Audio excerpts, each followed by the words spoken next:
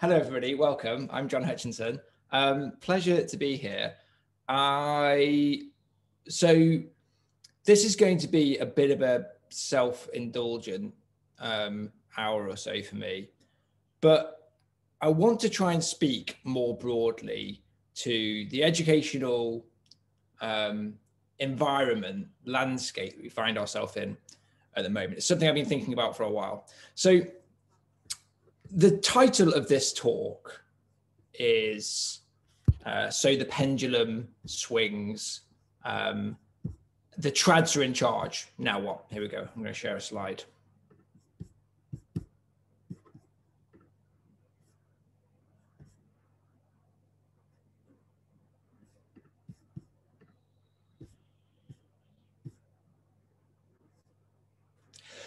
The reason that I've been thinking about this, so there's a few things. There was a book published to some controversy by Guy Claxton, where he published a book that he sort of set out as a polemic, and the polemic was, I think, that the traditionalists, the cognitive load theorists, the warm stricters, I think he calls them, I think that he literally calls them dicks, direct instruction knowledge people. The dicks are in charge now.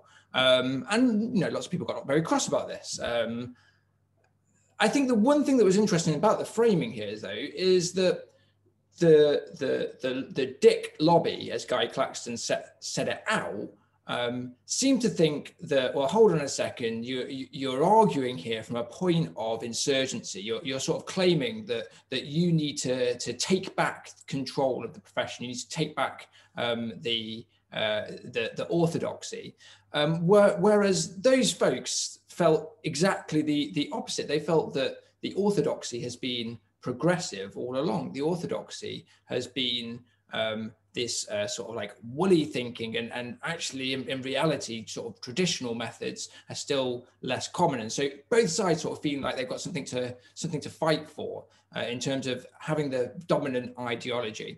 So this, I think, resonated with me personally. I'm going to do a potted history, and then I've got an exciting interview. I managed to bag a special guest. I'm going to play an interview. I hope that this works because it's quite long, and if it doesn't work, then I'm going to have to talk for a lot longer. Where I'm going to interview somebody who has seen it all come and go, and I'm hoping by the end of this, my mind isn't made up, and so it's a genuine. I'm genuinely going to open this up for discussion. I'm hoping we can get to a place where we move away from swinging wildly from one side to another, and try and I guess ensure that more robust findings in terms of education, or a clearer vision in terms of education, prevails and can continue through over the next decades. So let's start.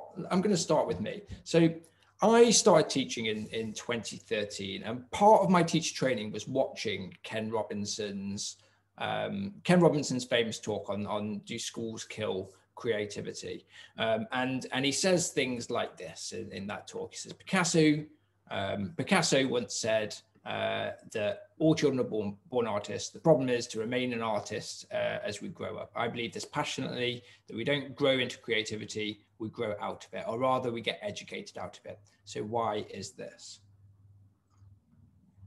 I absolutely loved this. I absolutely loved this talk. And this just felt like, for me, this just felt like this is the reason I'm getting into education. This is exactly what I see. I'm not going to be one of those teachers. I'm not going to be one of those teachers that beats creativity out of children, because what he said resonated with me. You see kids as they go through schooling, they start off in early years, so passionate for everything they do, so creative, so engaged and curious. And as they grow older and older and into secondary school, you see the eyes start to deaden and they start to hate school. And I bought everything that Ken Robinson was saying in terms of this is a schooling problem. About a year later, I started to read some books on education that started to challenge that view. And I didn't even realize that the view was challengeable, to be honest with you. This seemed really, really dominant, and everything in my training and everything in my first school was around this idea of embracing creativity with kids. I think there were 4 books that I read in my first few years of teaching that started to change my mind. It was a bit of a Damascene sort of like moment for me, in that I think it was a complete conversion. And I guess that part of this talk here is me trying to rein back that sort of like, there's no such zealot as a convert, right? I'm trying to rein some of that back, perhaps, and I'll be accused, I'm sure, of being, you know, of being a turncoat and lacking the sort of like purism that's needed. But I'm hoping that we'll get a clearer sort of idea of what we might want to try and achieve. But I read Progressively Worse by Rob Peel, and this for me opened my eyes in terms of realizing actually that, enforced by Ofsted and lots of government reforms and reviews, this progressive ideology that Ken Robinson was talking about needing to be in schools largely was government policy, that largely was school policy. And so if the problem, if the solution is more creativity and child-centered methods, less well-defined curriculum, it seems like the solution is one that we'd had all along. So why did it continue to kill creativity, as Ken Robinson said? And then read 7 Myths About Education, which made me realize, I guess, that this was the first, I think, step to helping me understand that knowledge and didactic teaching, which was a big no-no in my teacher training, actually might help me achieve exactly the same things that my previous self watching Ken Robinson wanted to achieve. And I think that this is an interesting thing, right? That when you speak to people on either side of the ideological spectrum, usually their aims, their goals are exactly the same. But it's very rare that you go and ask somebody, you know, what do you want for children in your class? And they say anything other than they want, you know, really knowledgeable, engaged, interesting children who are resilient, prepared for life, prepared for jobs, prepared for further study, but also love learning and able to passionately develop skills that will help them to be successful. The difference is the journey to get there, right? And this book, 7 Myths, made me realize that actually equipping kids with some of the knowledge that underpins some of those skills, for example, could be a good way of achieving that same goal. That was then, I think, further reinforced by E.D. Hirsch's cultural literacy, which really made me realize that actually by not giving kids a sort of like a body of accepted knowledge, especially kids from poorer backgrounds, and I trained on a teaching route that was specifically sort of aimed at working in schools with children from the lowest deciles of the income deprivation index. That sort of felt like my bag, and reading cultural literacy made me realize that there is, like it or not, there is this just accepted sort of like canon, this accepted cultural language, cultural knowledge that's shared, and it's specific obviously to specific cultures. So a curriculum in France would need to be Franco-centric, and a curriculum in Britain would need to be British-centric, and a curriculum in China would need to be Chinese-centric. But each of those cultures have their own sort of like body of facts. And it's very difficult to engage in that culture and communicate with others and understand text, newspapers, the world of work, the objects of study if you don't have that. And I realized actually that lots of kids get it at home. I think this was one of the big sort of like light bulb moments for me, is that lots of kids get this stuff at home, but some don't. And it really helped me to understand school being, as much as anything, a bit of a safety net. That even if you don't get it at home, you can guarantee it at school. And that, I think, made me feel bad about the approach I'd taken in school in the first year or so of teaching, which was really a bit of a fingers crossed approach, where I was getting kids to discover quite a lot of stuff for themselves. Some of the high attaining kids were doing really, really well with this and doing some really interesting stuff. And some of the lower attaining kids just weren't. And it was quite easy to ignore them because enough of the class was doing like amazing stuff. But I guess what I realized was that those kids were going to do well regardless of what I did in the classroom. And what I wasn't doing is guaranteeing that every kid gets that diet of rich knowledge, which is necessary to engage in your culture. The last book was Why Don't Students Like School, which I think gave some of the cognitive underpinnings for some of that work. It wasn't really necessary, though, I think, for me to go about this personal revolution, because it was about the same time, about 2013, that Michael Gove was fighting the blob, the educational establishment, the academics, the Ken Robinsons of the world. And there's this lovely phrase about Michael Gove, which I heard on a podcast. I can't remember. I think it was a Guardian podcast or something, when they said people don't mind ideology, but they can't abide an ideologue. And Gove's failing, not being the ideology, but the fact that he was an ideologue. And maybe there's some advice there for all of the rest of us. Broadly speaking, he was battling progressivism. This is from Summer Turner's book on secondary curriculum and assessment design. You might have seen this before. If you're watching this, you're probably well versed in traditionalist versus progressivism. But I'll pause for a moment and just let you read the difference between those two approaches as Summer sets them out.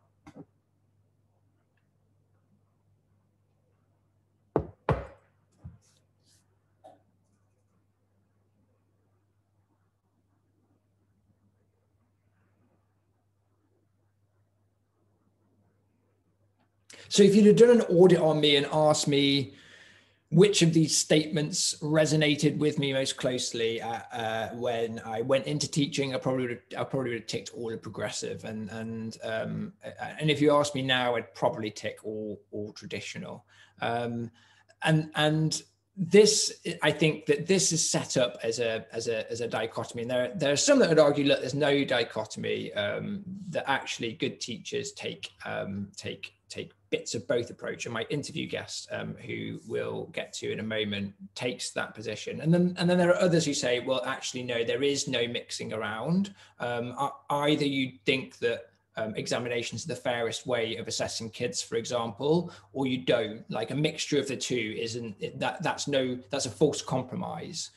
If you think that it's more effective to use direct instruction because it's a better bet in terms of kids learning more, then why would you do anything but that?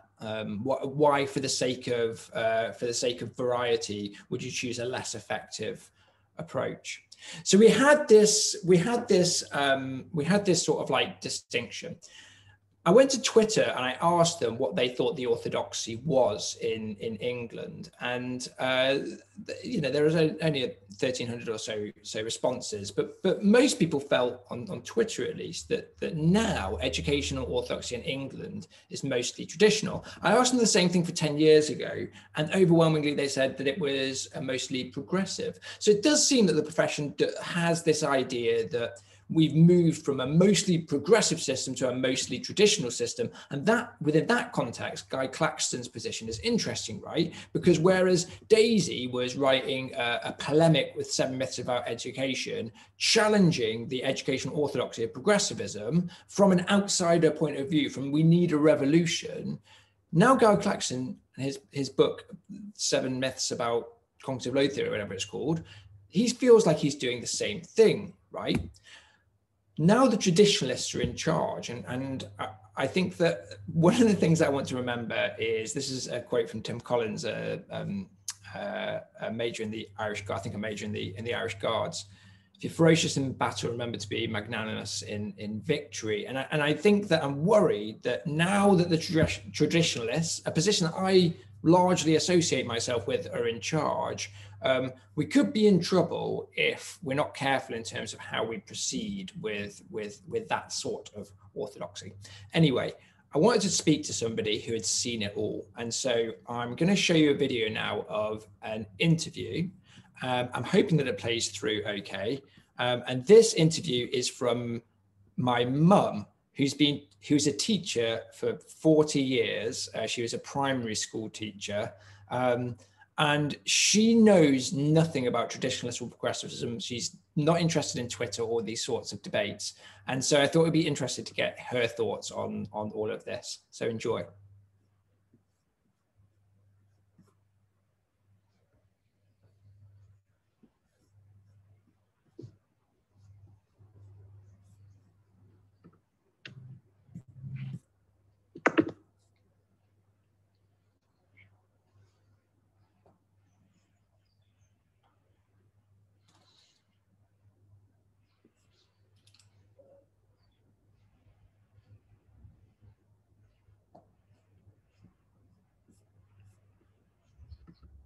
Cleethorpes.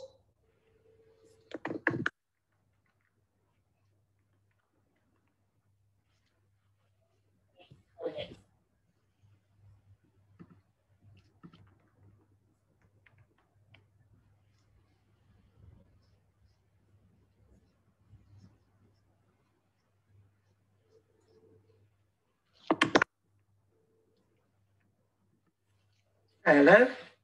Hello. Hi. Can you hear me? Yeah, I can hear you. I can't see you. What do I hit? In the bottom left, it should say start video. Right, just start video. Ah. Hello. Hello. How are you? Great, thank you. You look lovely. Thank you very much. Yes. Do you get all dolled up because you know you're going to be on a Well, webinar? I've got my dungarees on underneath the desk. That's the beauty of it. I've brushed my hair. You only need to do from like the chest up. Yeah, I've just come from the allotment. They said, "Oh, you're going early." I said, "Yes, I'm just going to go and be webinared." Yeah. You don't know anything about it, do you? No, I have no idea what you're going to ask me. Okay, I'm already recording. That's fine.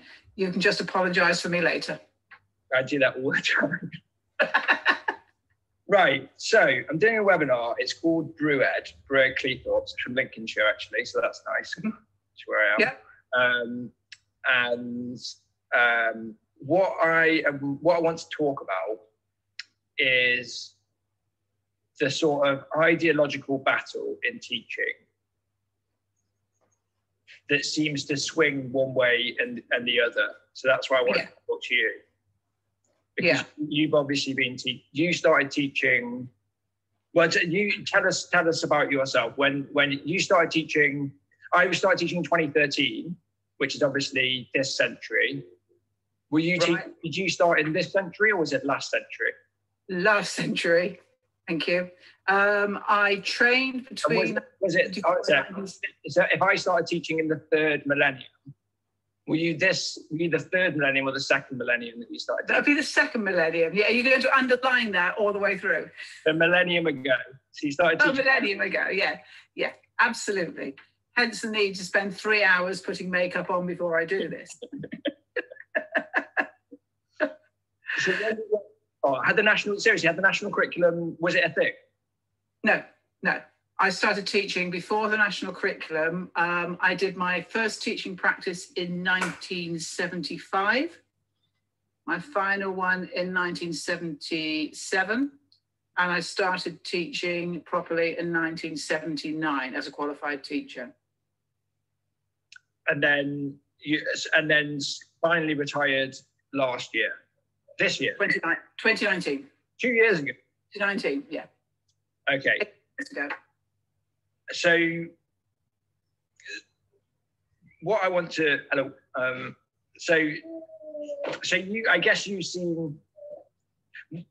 the premise of this is that one of the things that's frustrating about the teaching profession is that it has no real memory. There's no sort of like professional memory. So it seems like from what I've seen, even in the last 10 years, it seems like we sort of swing from one side to the other. Is that what you've seen? Yeah, I mean, I think the most amazing example of that was when we had a government scheme about how you teach maths, one of thousands that I've gone through, and the way I noticed how transient it was there was a general election, and as teachers, we were using the resources that were published on I think it was the standard site. I can't remember. There's been so many sites, and you go in the morning, and you knew you had sort of a set roadmap through your maths teaching, through your English teaching, and so you'd log on in the morning. You'd say, okay, what am I teaching? Or I planned that week. We literally went in on the Friday morning after the government had changed, and the site had been closed down. Really? Overnight, because the new government was going to change it. Yeah, so yes, it has swung. If I tell you my first experience of teaching, my first primary. Yeah, go on, because so my argument of this is going to be, I think the argument I'm going to make tonight is that actually, so controversially, actually a lot of the changes since 2013, since Michael Gove, since the Conservative Coalition, a lot of those are actually quite positive, and I think that they give kids a better deal. But I predict that in 3 years or 5 years, whenever we get a change of government, then I think we're just going to swing. I think we're probably just going to swing the other way. And so I guess one of the things I want to get to is, how do we retain some of the good stuff on either swing? How do we retain, rather than these wild swings, how do we retain the good stuff? And I'll talk a bit about what I think that some of that stuff is, without sort of starting from scratch every time. So go on, tell us about your first teaching experience. Right, I'll come back to that point, because I've got a suggestion for what we do with that. My very first teaching practice, I walked in, and bear in mind I was in my second year. All I'd done was sort of a few going and sitting and babysitting in classes, as a very new student. So I walked in for my first 3-week practice, and I went in and I said to the teacher, right, what do you want me to teach? She said, oh, I don't know. I thought I'd do it on spiders. Right, so that's exactly, that's a really good example, because that for me is what's so disappointing about, I felt like it was a bit of a formative political experience for me, because I felt like the political party that I disagreed with had the best ideas about education, because it seemed like that opinion was sort of aligned to the left, to sort of progressivism, that it's child-centered and you don't need a curriculum and you can follow the children's interests.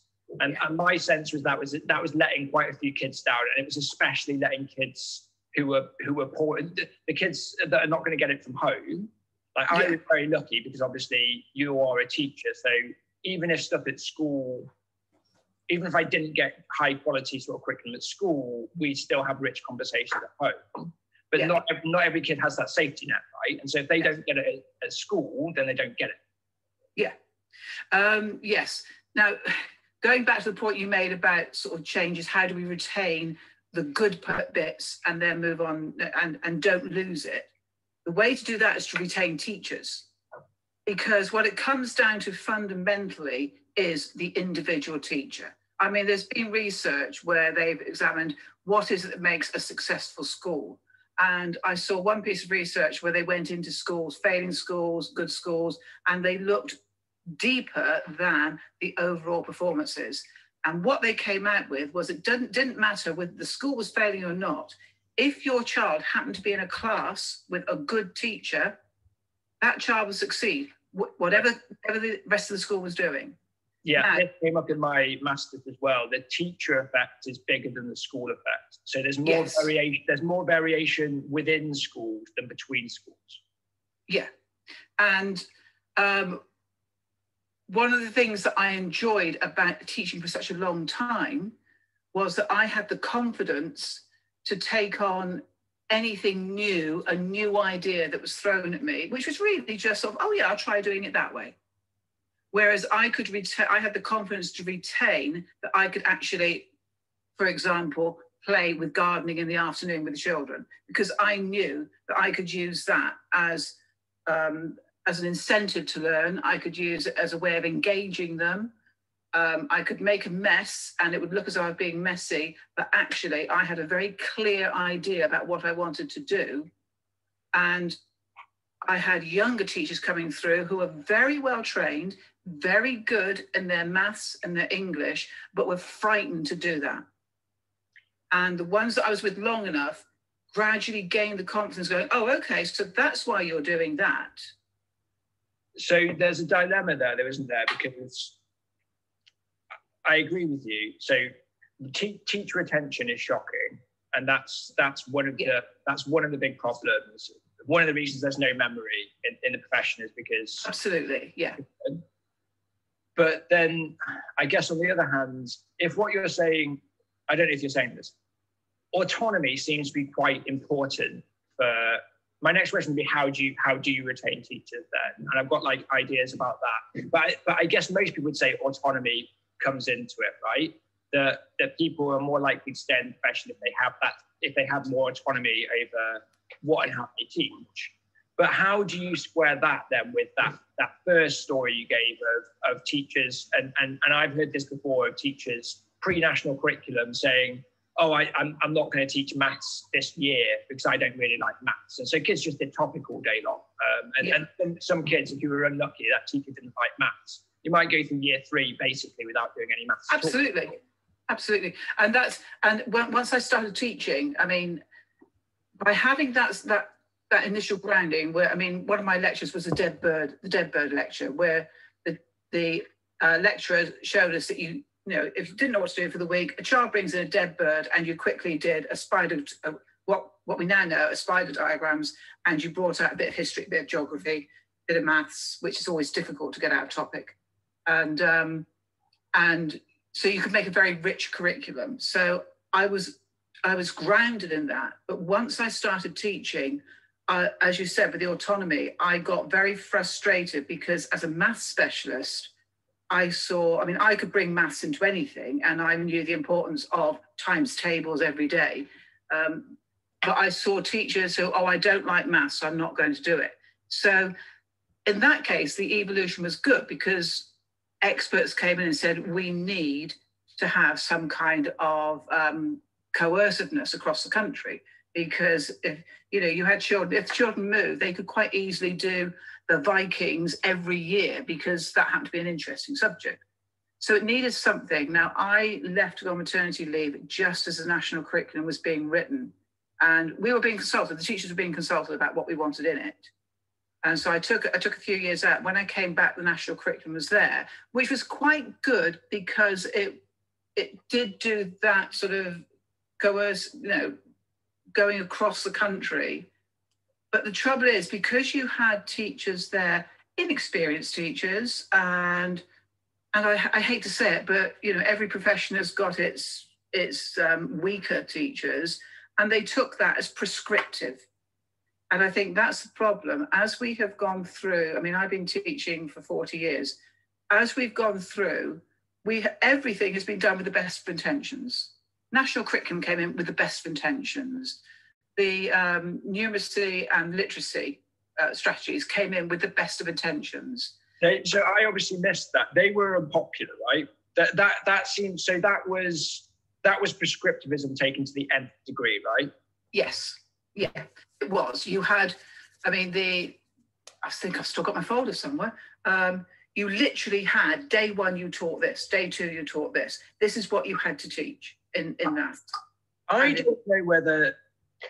I don't know whether I'm fundamentally opposed to that, because I sort of feel like those direct teachers, I think you're right, there's 450,000 teachers in the country, and their number is just so big that a proportion of them are going to be weak, especially because the barriers to entry into the teaching profession are quite low.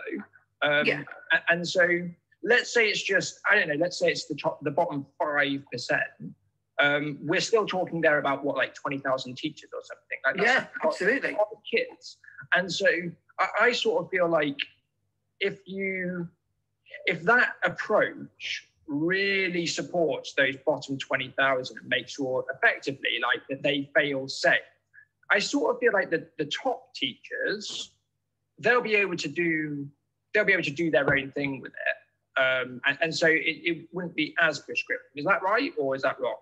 It is, but that evolves because you've then got, you bring in Ofsted, and I have no problem with Ofsted. Every Ofsted inspector I've spoken to is actually much more. Sorry, there's someone at the door. Okay. Unbelievable, just as that.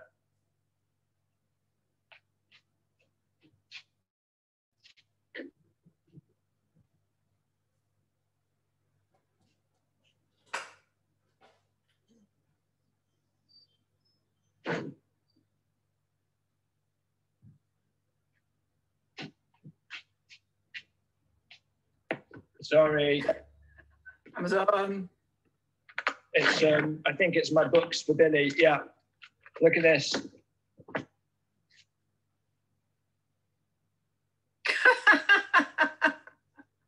Fantastic. Go on. So it's not so much prescriptivism; it's the accountability that comes with that. Ofsted, I found, were always. I have never been criticised by an Ofsted inspector for my methods, and whereas I've tried to tick boxes because of the head, I've found it's actually what can I say? The heads are frightened of Ofsted, and therefore they fall back to what is a safe option, which is let's follow the current prescriptive curriculum. Without the thinking that goes underneath, not doing the absolutely. I've actually seen a deputy head go in and give a demonstration lesson to a year 3 group, which was totally wrong, because instead of looking at the children, she looked at what the year 3s should be achieving. Yeah, my first school, I went to one of the other teachers who was more experienced than me. I went into his classroom because we used to hang out. He was called Ben, and I went into his cupboard. And I was just looking at his teacher cupboard, and there's like a bin liner, and I said, "What's in the bin liner?" And he said, "Oh, that's my outstanding lesson." I said, "What do you mean?" He said, "That's my outstanding lesson. If I have an observation, then I get that out. It's got all the bits and pieces in it, and it's an outstanding lesson every time." I was like, that's mad. You can't, what, just a one-off? That's absolutely mad. That's not how learning works. but every time you got outstanding for this lesson. Okay, that's a nice segue there, because so the title of my talk is that the trads are in charge, now what? Because have you heard of these factions like traditionalists and progressives in teaching? No, but I can guess. So I didn't come across this until I started going on Twitter after teaching. It's huge on Twitter. Most teachers haven't heard of these things. I'll show you some definitions of it. Hold on a second. Okay, I'm curious. Right. So on the right, and I'll like cards on the table, I think I would be described as a traditionalist and would describe myself as traditionalist. But I think I went into teaching thinking I was going to be a progressive. So on the left, these are sort of like progressive ideas, lots of group work, the children discovering things themselves, lots of experiences, lots of personalization, different worksheets for different kids, lots of role play, choice, going like emphasizing skills and project-based learning, and like all of these sorts of things, kids in groups, and this thing of like the teacher being the guide on the side, not the sage on the stage. A teacher is sort of And then the traditionalist approach is basically like explicit instruction. I'm the expert at the front of the class. Like, you're going to listen to me as I teach it to you. Lots of guided instruction. So the teacher is guiding the pupil's instruction. They're the expert. They probe with questioning. They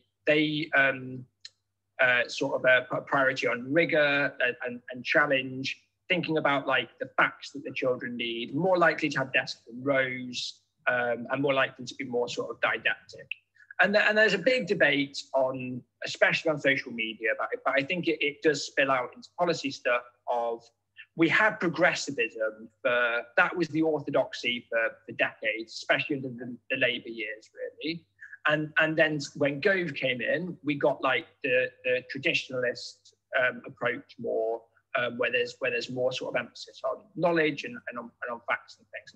And like I said, I think one thing that's interesting is that both sides feel like they're the outsiders. So traditionalists, people arguing for traditionalism, they sort of feel like the orthodoxy is progressivism, and we need to like really fight for our side and get more direct instruction and more facts and more knowledge in schools.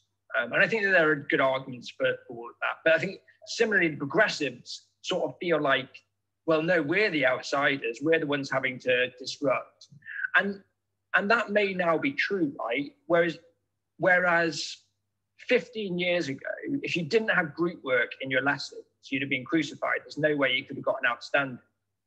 Whereas now, if you have group work in your lessons, you're more likely to be criticized for it, because, you know, the children can't teach themselves, they can't teach, so it's better for the teacher.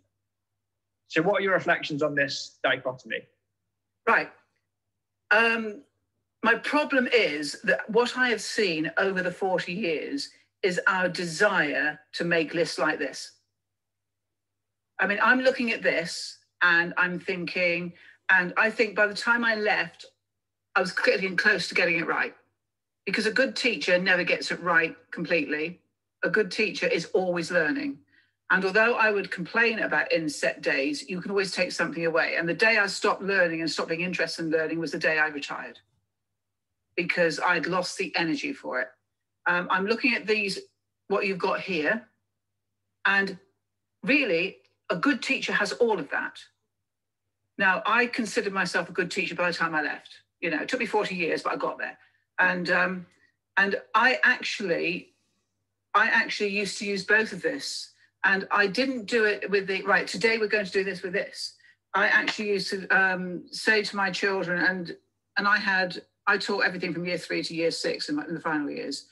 And I would actually have to tell my children, the first thing they learned in my classroom is how to move desks. Say to them, the government says I've got to teach this, because I'd had the list of prescriptive, you know, the maths, the English, I've got to cover this. I have got to teach you these grammatical terms that I never met in a grammar school, but I had to learn. I've got to make sure you get to this stage in your maths. So, but the grammar terms, it's just drill, right? Like there's no, you just need to drill it. There's no real, like you could spend loads of time doing like role play and group work, but for some stuff, you just need to drill. You've just got to know that. And I would say that to them. And I would literally say, right, you might call these speech marks. They are inverted commas as well. I'm not sure what the government is calling them this week, so I'll just teach you both. And they found that hilarious, and they knew them both. So the mornings were very much direct instruction. My desks were in lines. And then in the afternoon, we would change them and we would build roundhouses. So we had both. And I didn't realize how much the children understood it. And this was a year 3 class that said this, because I hadn't finished the maths. So I said in the afternoon, we need to finish this maths. And they actually turned to me and said, shall we put the desks back into concentrating desks now? Because they understood the 2 layouts meant they had 2 different words. One was, we've got to get these facts in. And the other one was, wow, great, we're getting the clay out. Yeah. So when you said, and this is what I have found the problem is that, and it's the same with assessment, it's the same with judging schools. When I first started teaching, I was critical because I thought there's an awful lot of teachers getting away with not teaching maths for a year, and that was wrong. Yeah. What can I do to fill the day between 9 and 3 when I can hand them back? And so we did need something. But as it's gathered pace, we have now become obsessed with, we have got to label this style of teaching. We've got to label this. I think the best teachers are versatile, and they look at the children. What do they need? They look at what needs to be learned. They've got a very clear idea about what education is. And education is a mixture, you know that. It's not just about learning facts. Learning facts is very important. It's also about, right, let's go out to this Roman villa. You're in a very good educational thing. I'm just going to sit back and watch you. So I think that's probably getting to the now what, the trads are in charge, now what? That probably gets too close to an answer, because I think that actually, so I'm glad, like I say, there's an increase in rigor, increase in emphasis on yes, like knowledge. Because I think that, and as you know, one of the things I've been arguing for is getting more of that in things like history and RE and geography. Yeah. Children love facts. They absolutely love it. Yeah. Because I think there has been that thing that you described, so a bit of a challenge, I guess. That thing you described of like in the afternoon, it's more of the progressive side. I think that where that goes wrong is that teachers think that, oh, I don't need to teach them anything. When we're doing history, they don't actually need to learn anything. They do activities, but they don't actually know anything then about the Vikings or the Romans, like substantive. But that's where the teacher has to be very clear about their objectives. Right. I mean, I've had TAs in, and they've come in, and they've gone to try and help them to do something. I say, no, just sit back and listen. And a good teacher will know, and they will have put the clues there, and they will be very clear by what they want to achieve by the end of the lesson, but the children will think that they are discovering themselves. But I got this wrong, and it was my TA that told me. I remember it was my first year of teaching. I was teaching the Stone Age, and I did the round. So I've told this story lots of times, so people might have heard it, but I was told that I was teaching the Stone Age, and that was it. Like that was all of the guidance that I got. You know, you're doing the Stone Age. And I was like, okay, I don't know anything about the Stone Age. So I went to the teachers and said, we're doing the Stone Age. And I Googled and went on Pinterest. And everything that I saw was activities like building roundhouses. They said, you know, I got the advice, you know, go to the field and dig a hole and break some pottery and put it in there, and the kids can go out and excavate it. And I filled like 6 weeks with activities like that. And it was absolutely great. Like when people came in, they thought it was brilliant. The parents thought it was brilliant. The kids really enjoyed it. And my TA called Sue she'd been at that school since it opened. She'd been TAing for, I mean, she must have been 40 or 50 years, proper old school. And she was taking my class at the end of the day, and she looked at the display and saw it was the Stone Age. And so she started like just quizzing the children, just asking little questions. And then sort of quite gently, she said to me, after the kids had gone at the end of the day, she said to me, I was talking to the children about the Stone Age. They don't know when it was. Yeah. They don't know that there were 3 different periods and the differences between those periods. And they'd had a whale of a time doing all these activities. They didn't know anything about it. And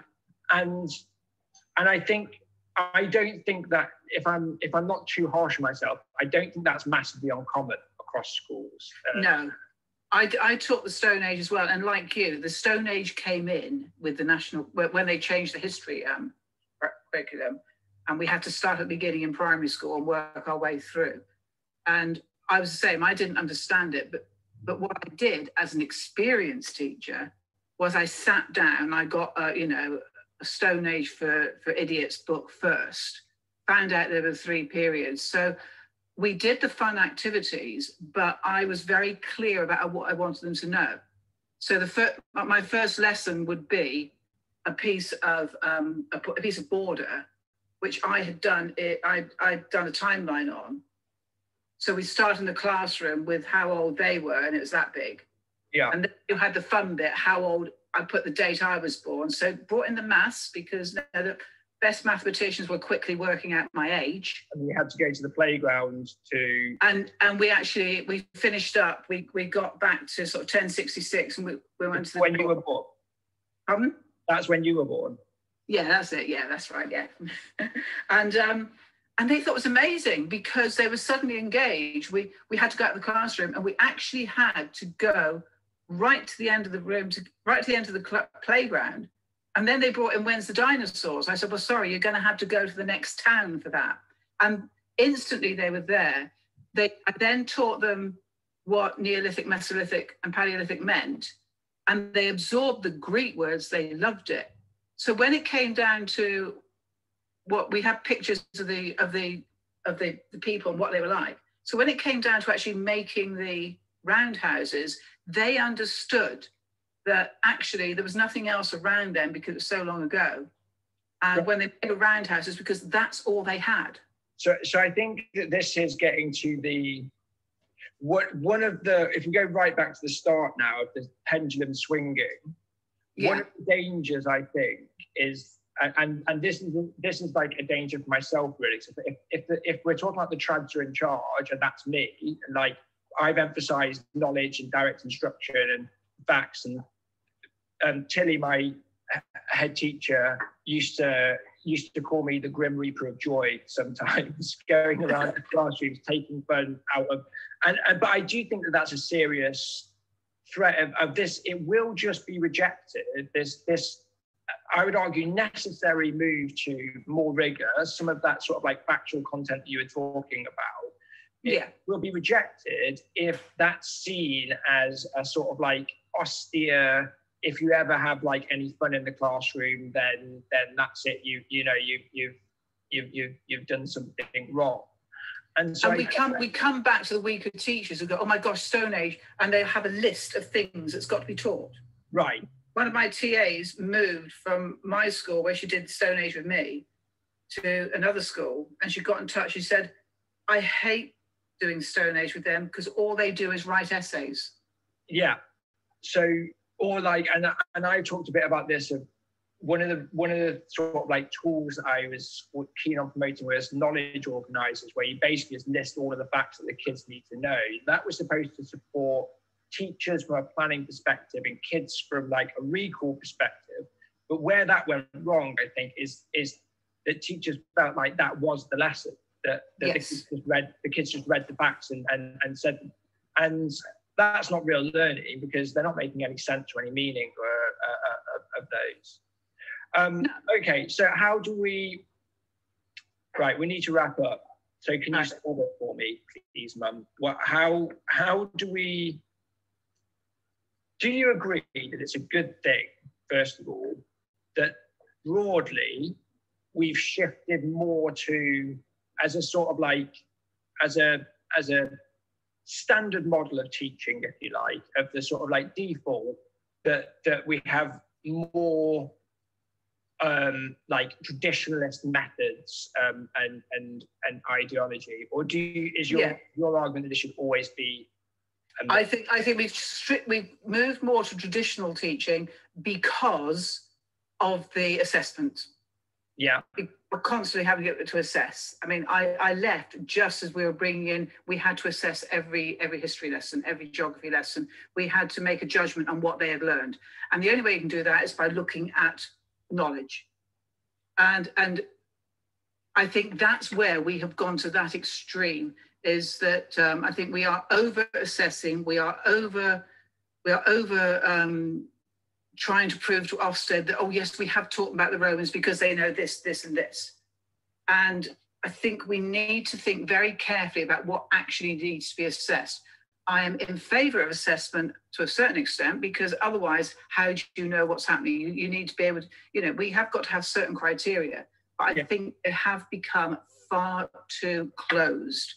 The fact that you had to have a history lesson, you had to say, right, what do they learn by the end of that? Well, actually, I'd rather go to the end of the project, a sort of half-term project, and then sit there and just sit and chat to the children, have somebody in with you.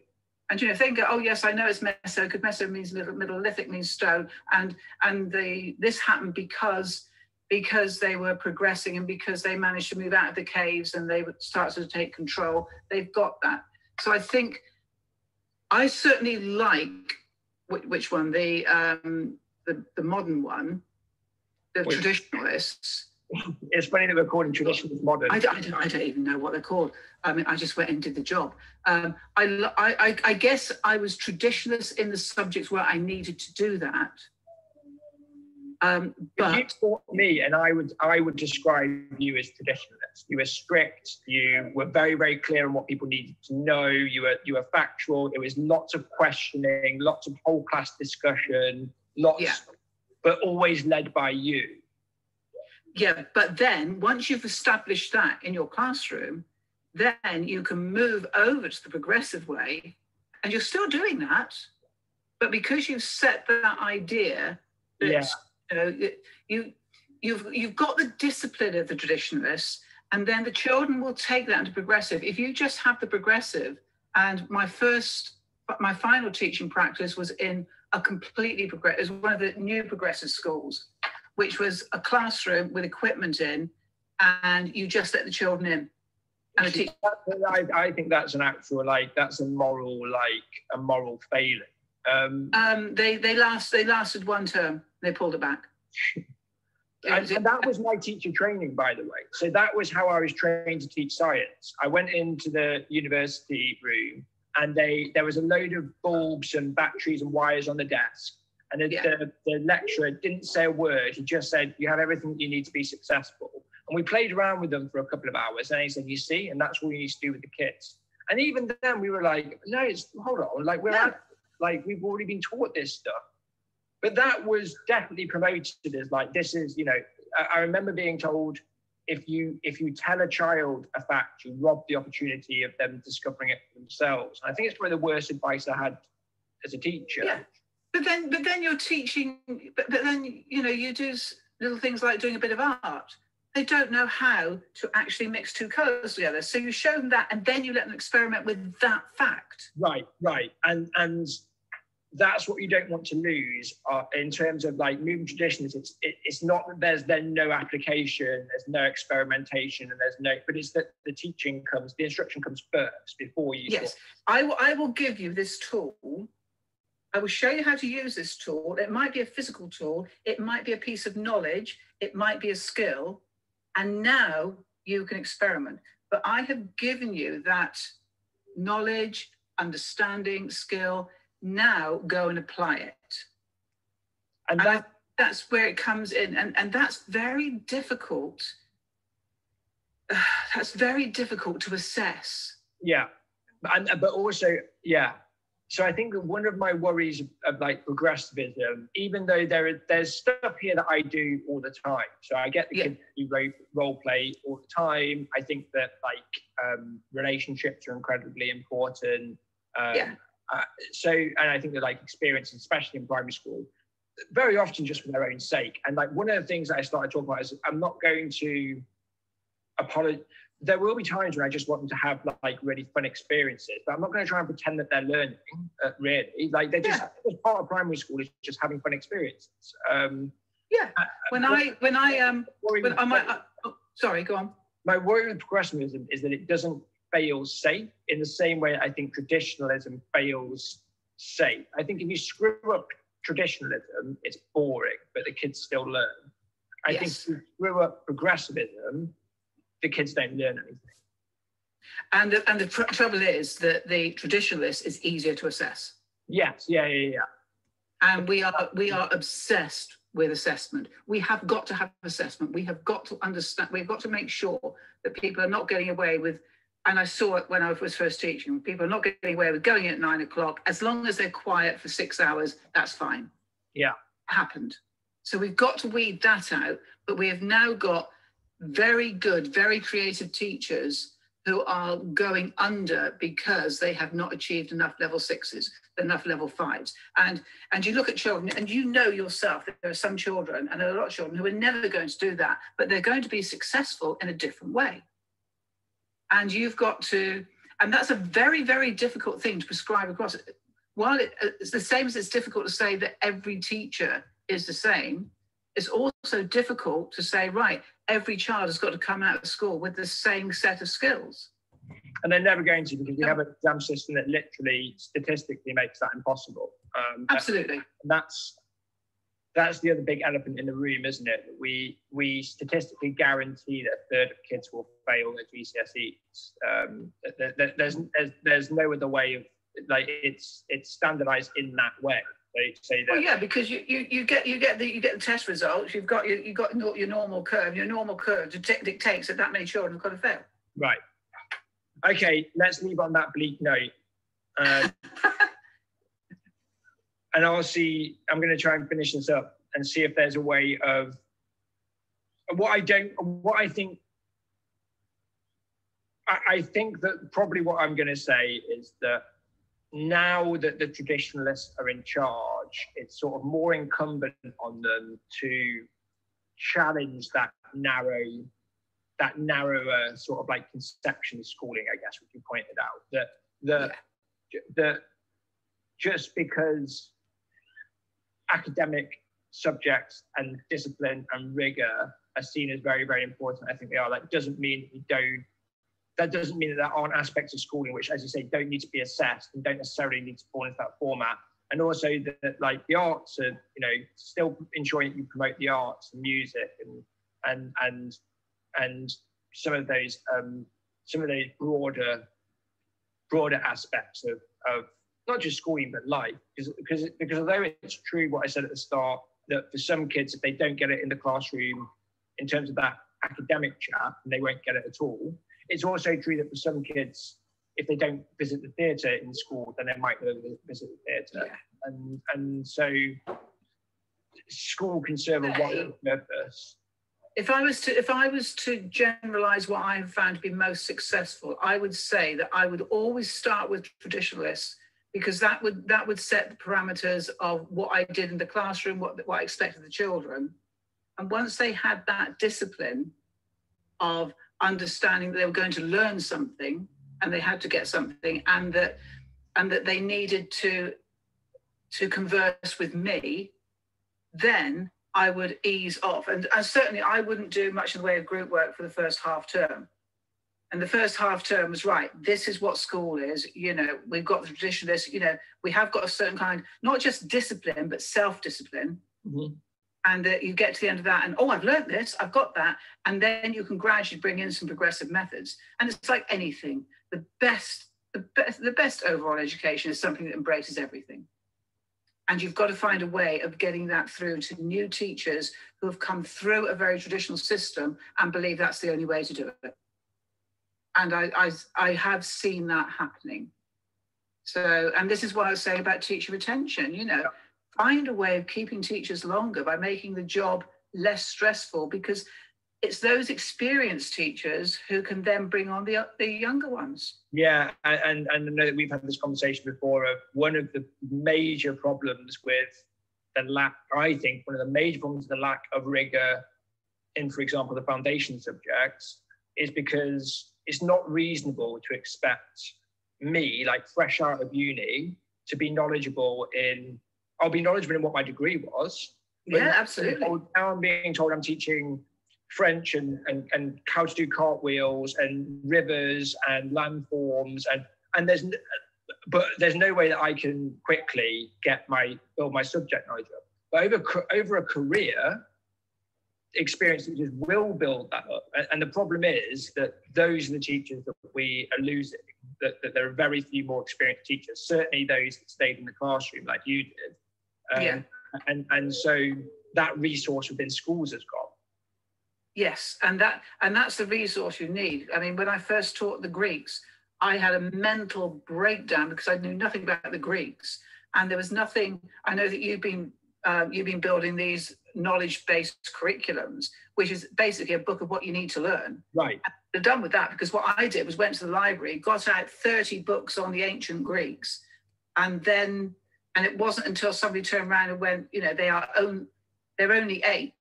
You're not going to teach all of this to them. Yeah. I need somebody, and that's where the national curriculum came in. And what you're doing, you needed somebody to give you that book, says, right, this is what they need to learn. You do it your way.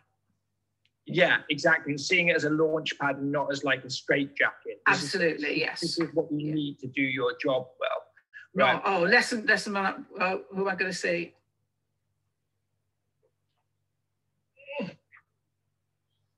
Hi, Joe. Hiya. Right, I'm going to stop it so you can say hello to Boo. Right, okay then. Right, so we stop recording.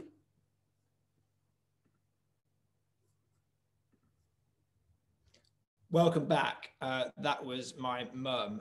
I'm so sorry, John. I'm guessing that you've got maybe a lot to say, but I just want to say, wow, you and your mum, like amazing. I have absolutely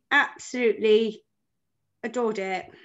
That's why I think that's one of the reasons. So I wanted to interview my mum because I think that it's boring to talk to people on Twitter that have strident opinions like me, because it becomes almost like a debating game. Yes. And also it doesn't really, a lot of this chat doesn't really matter if people in classrooms are feeling like that. If teachers, like long-standing teachers, are feeling like that, and so the sort of like, now what, and the reason that I had like be magnanimous in victory is like, don't treat it like a victory. This sort of like battle that we're having between different methods, I do think is important. I think it's important that kids get a better deal, but there can be casualties where we then suddenly translate that into weapons, into accountability sticks, and very often we don't hear from those people. Like, we don't hear from those people like your mum and my mum, who I'm like you. I'm a trap. But I'm only a trad because I just want the best. I feel like it's the best. Yeah, and that's the interesting thing, isn't it? That both sides feel like they have, well, both sides feel like they have that moral purpose and feel like they want the same thing, which is kids like, you know, being happy and being knowledgeable and all of that, you know, motherhood and apple pie. And I think it's interesting that the debate very often goes to motives. Yes. You know, traditionalists will accuse progressives of being soft and woolly and lacking rigor and wanting to dumb everything down and, you know, wanting just to have playtime in school all day long. And progressives will accuse traditionalists of being austere and having a narrow view of education and wanting to recreate their own sort of like hierarchies and all of that. And we go straight to like the motives and debate those. And in fact, I think that's one thing that we can probably agree about. We basically all want the same thing, and that's something that we should celebrate. Like do you not think that's the most ridiculous thing ever? The whole point is that we're actually surely purely all in education for the fact that you all just want somebody to do better. Right. It's very, very, very rare that you meet a teacher, even if you think that teacher's no good. It's very, very rare that you meet somebody that genuinely wants to do ill, or even that's apathetic. Like teachers want their kids to be amazing. They want stuff to go really well. Because I do think that it's, you know, I do seriously think that there's a chance that I don't think Labour will get into power in the next general election because the swing is just too wide. And so I think that we're going to have this educational sort of like policy for at least the next sort of like 6 or 7 years, which probably isn't actually a bad thing, because I think that one of the things that teachers hate even more than, you know, my mum didn't even know progressive and traditional. What she hated was the constant churn, changing of goalposts, new initiatives, all of that. And so if we can keep the fact that we're going to have probably some stability, whether you agree with it or not, the stability is just nice. But I do think that it could well be the case that we get a new government in 2028 or something, and they say, right, that's it, knowledge is out, experiences are in, we're flipping to project-based learning, and we're getting rid of textbooks because they're old-fashioned. And from my perspective, I obviously think that's disappointing for all the reasons I've set out, because I think that lots of this stuff is a real entitlement, and I think that traditionalists, my side, could contribute to that downfall if we're not careful. If we're not careful in terms of how we proceed over the next few years. I have a few. I'll wrap up for just a minute if that's okay, because I have 5 recommendations that I think. This is very new, so I'm glad that people are coming in because they can challenge me and maybe add to it. I think.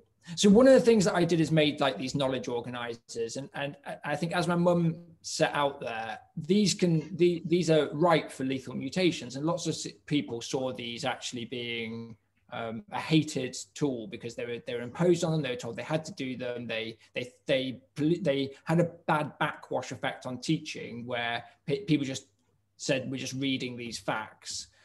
So then we tried to put these booklets together. To try and help with the implementation, we put like the booklets, but I think that so I've got 5 recommendations, which is number 1 speaks to that point. I think, and people will disagree with me, and I would probably have disagreed with me a year ago, and I probably will again in a year, is to resist the temptation to prescribe particular approaches and to just try and be useful. So making things like knowledge organizers and booklets for people to see and adapt. Like, I think that we shouldn't be too precious here, because then you're just likely to get people rejecting or ruining it. And so just try and be as useful as possible in those sorts of resources. I think speaking with like humility and understanding that like we don't have everything cracked. We talk about having best bets, and we think things being probably better approaches in the whole, but let's not do what we accuse the other side of doing, which is like not speaking with any nuance. I think that this is important, and this is where people might be surprised to hear me say, I do think that those broader aspects of education, like forest school, like the arts, like music provision, they're stuff where we can't write knowledge organizers easily for them, but they're really, really important aspects. And I think that the more, if you people are way more likely to listen to you talk about knowledge booklets if you're also talking about how you think it's really important for kids to like do theatre and like act and music and get out into the mud kitchen and stuff like that. So I think talking about school as schooling as a broad enterprise is important. Really emphasizing that thing we talked about, which is we want the same thing. We have the same moral purpose here. We both want to achieve the same thing. We disagree about how to get there perhaps, but we want the same thing. And the last thing is to sort of walk the talk and talk the walk I've got, which is, I think I spent way too much time in the first few years just banging on about how like powerful knowledge was really important and Michael Young has everything right and E.D. Hirsch is correct, with very little substance behind it in terms of walking that talk. And so that's why I then spent lots of time doing it in my classroom and sharing some of the stuff that my kids do. I know that annoys some people, but sharing some essays and things like that. But also continuing to share that, I guess, underneath that, the rationale, because the superficial, the surface features are easy to replicate, but can quite often, you quite often like ruin, I think anything, you ruin the value of that approach by not really thinking about what makes something work. And it's also helpful because the more you do that, the more that you do that sort of like deeper structural sort of like knowledge in terms of like these approaches, retrieval practice, for example, retrieval practice doesn't have to be 5 multiple choice quiz questions at the start of a lesson. That is usually how I do it, but it doesn't have to be like that. Now, if you go and say to people, you need to do 5 multiple choice quiz questions at the start of every lesson, they're likely to be annoyed. It's another thing that they have to do. They don't really know why they have to do it. It's adding to their workload. And so it's less likely to be effective. If you say, hey, this thing called retrieval practice is important for these reasons, by the way, there's like a multiple realizability about this. There's various ways that you can implement it. And the evidence suggests that it's not the particular format of retrieval practice, it's just that you do it. Then you're more likely to say, okay, yeah, I can do that. I can do an activity that gets kids to effortfully retrieve the knowledge that we've been learning about. So alongside each other, walking that talk in terms of showing what can be done, I think it can be helpful, but also continuing to narrate underneath that the sort of like the deeper structures, what makes it work, will make it more likely to have longevity in classrooms and be less annoying to people like our mums. So those are my 5 recommendations. Maybe they're wrong, maybe there's more, maybe there's fewer. That's my manifesto for traditionalists to try and to try and make sure that we don't get swept out with the rubbish and placed on the dustbin of history when a new regime's in town.